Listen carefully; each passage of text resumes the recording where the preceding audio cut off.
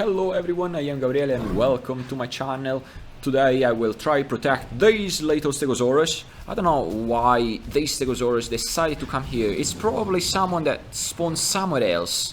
It's someone that is looking for a skirmish or to fight. It got bored to play as a big Stegosaurus probably and decided, alright, let's go northwest for some skirmish. Probably players around will approach me. It's gonna be easier for me to get in a skirmish. It's the only reason for survival wise for a Stegosaurus. Don't you dare attacking the little Stego. I mean, it's an old juvie. I mean, or half a juvie. I don't know. It's not that little. It's an aggressive one though. I like aggressive ones. I like aggressive little Stegos. I mean, they are true to their nature. From 0% growth to 100% growth. I mean, they just don't hide like me to grow because... okay, sometimes I don't hide to grow. I just get into a skirmish like them. But most of the time I hide to grow Stegosaurus just because it is easier. I hope that Stegosaurus is not refraining from using a tail whip in case. Oh, come on! Don't attack the little one. I should probably stay close enough to the little one, just in case. So, in case you are a little Stego and you have the chance to inflict some damage using your tail whip in a position like this, for example, you should not care about tail whipping a bigger Stego, because if you take down a Utahraptor with your tail whip, I mean a sub or an old juvie Utahraptor, it's a big win. It is a big win on your side. It's a big win on your side. So you should not refrain. Oh, like this one is very unfortunate because I think this one tried to bite me before. Yeah, it beat me actually. It beat me. Okay, if it's approaching again, come on. That's.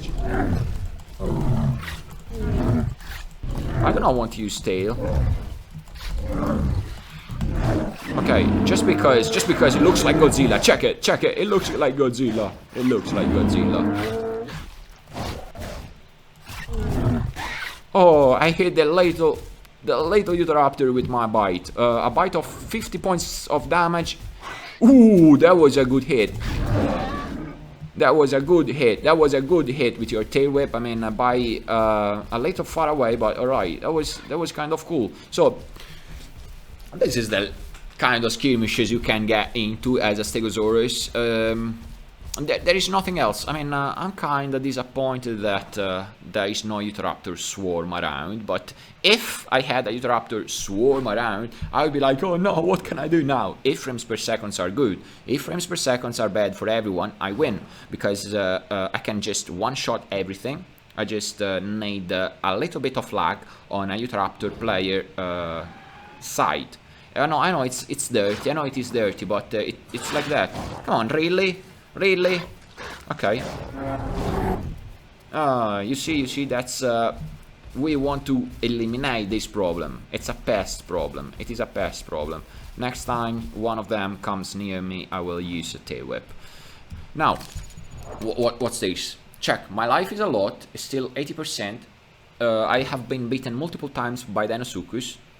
More than multiple times by little Utahraptors, but Utahraptors, if they are small, they do inflict bleeding, but it's not that big of a problem. Check that one over there. Do you want to see how, I think, okay, I want to stay around this little one. Okay, where is it? What's this? Come on, I can't believe it.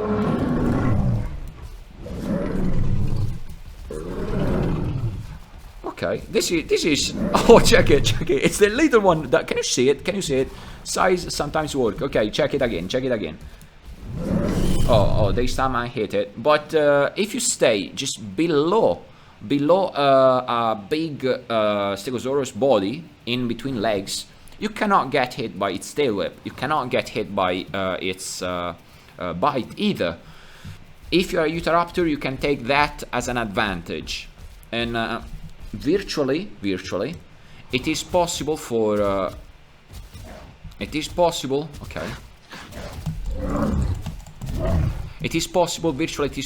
for a little Utahraptor if you can spawn back in the same place multiple times, it is possible to take down a big stego if the big stego stays around. Check it! A Carnotaurus came by. Oh, that's very nice of the Carnotaurus.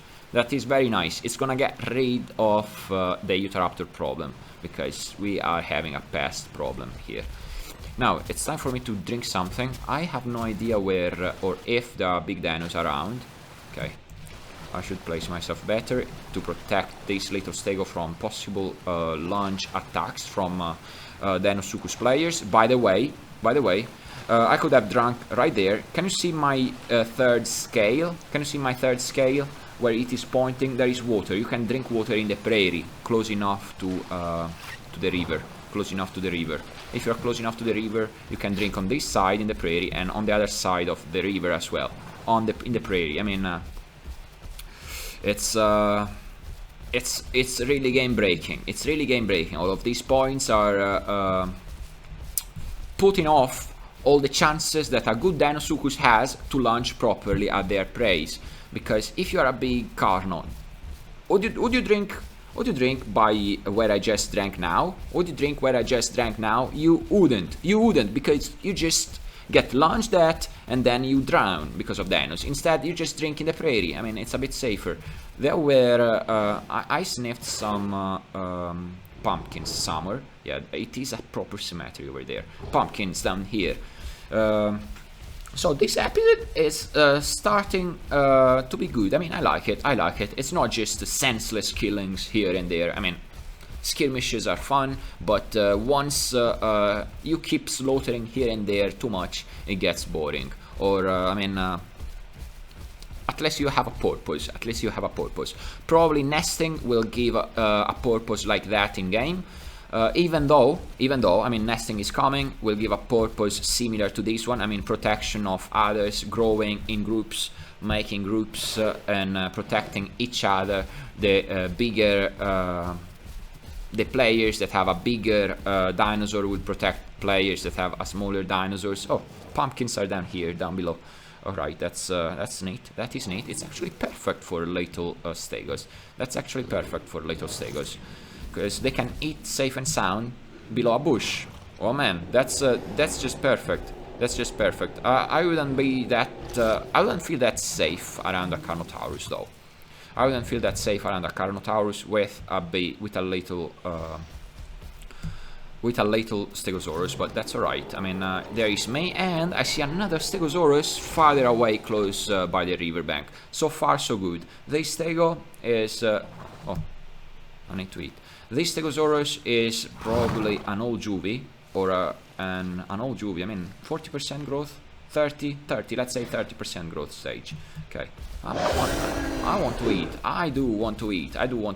So, pumpkins. I should have a lot of pumpkins now. I should have 300% of nutrient for pumpkins. I should eat something else, but it's alright. It's just so good to stay around here. How much food do I get, by the way? 60%. And I'm gonna swallow one pumpkin.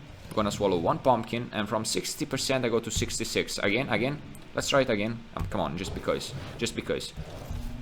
So from 66%, I go 65, 87. I go to 71.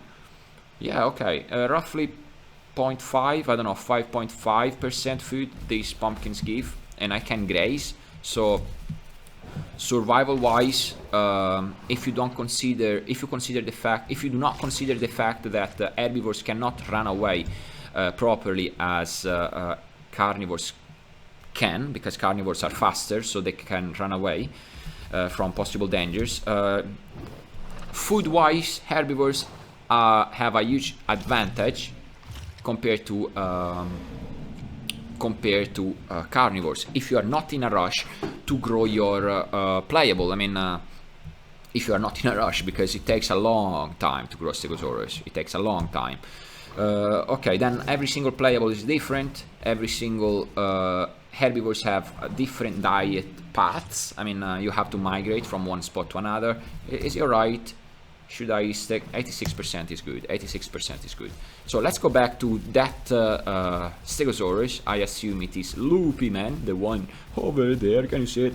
From previous episodes. That guy is good. That guy is good. He's not killing other Stegos. So a Stego that doesn't kill other Stegos is a good guy. Definitely. Or a good she, a good he, a good they. I don't know. A good one. It's a good one. Come on. I've killed Stegos, but because I misclicked. Some of you know it. Some of you know it. Some of you know it. Oh, it got the Carno. Oh, you are the best. You are the best. I got the Carnotaurus. I mean, the Carnotaurus got rid of Utahraptors. We have a lot of Utahraptors now. Oh, that's a nice Utahraptor, I guess. It's teabagging. I don't know why people teabag to say I'm friendly, or they turn on each other, but it's alright. We have a Utahraptor problem more than a Carnotaurus problem. But it's okay like this. It's okay like this. A big Carnotaurus now around, it's doesn't feel safe. It doesn't feel safe. So the little Stego is actually aggressive. Let's check the big Carno. Is he a big Carno? It is a big Carno. It was a big Carno. Okay, rest in peace, you big Carno. You tried your best. You fought and you died. It happens. It happens. Only Stegos are forever at the moment. Oh. Don't attack the little one. Don't attack the little aggressive one. I mean, if you have a Stegosaurus that is attacking you, it's kind of saying, please, please attack me back.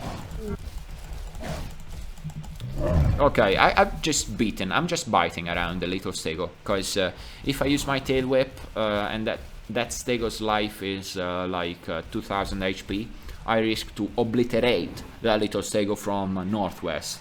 It's a nice person, very aggressive, but nice person, indeed. Well, that's all for today. It's like how it is growing a Stego or playing Stego Northwest again. Thank you all so much for watching. Consider subscribing my channel and have a great day. Say bye-bye, say bye-bye. Bye-bye, this is Northwest Shenanigans with Stego. Bye-bye.